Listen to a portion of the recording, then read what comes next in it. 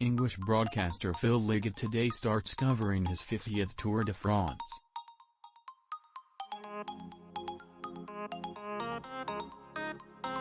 Now working for NBC Sports, Liggett has long been known as the voice of cycling. His former TV commentary partnership with Paul Sherwen, who died in 2018, was one of the longest in sport. The Tour de France starts today with a time trial around the streets of Copenhagen. It's the most northerly ever start for the world's largest annual sporting event, and it's Liggett's first visit to Denmark. Liggett arrived early at the NBC booth, and he told me that his rolling contract with the U.S. broadcast company runs until December 2023. The 79-year-old has no plans to retire. "Why should I?" he asks. "I am blessed that I've got good health, as far as I know." Initially covering the race for Britain.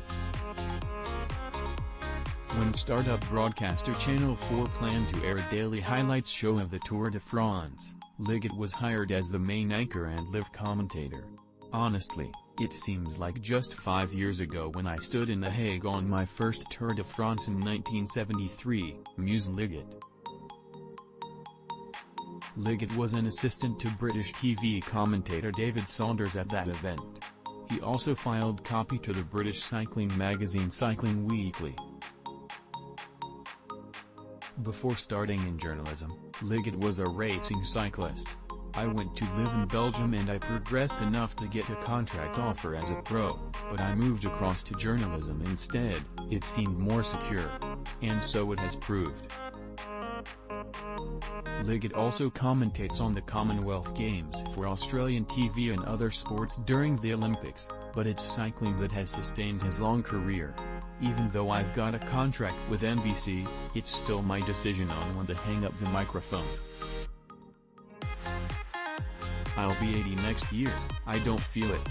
Liggett believes 23-year-old Slovenian rider Tadej Pogačar is a shoo-in for his third consecutive Tour de France victory, elevating him to one of the Tour greats.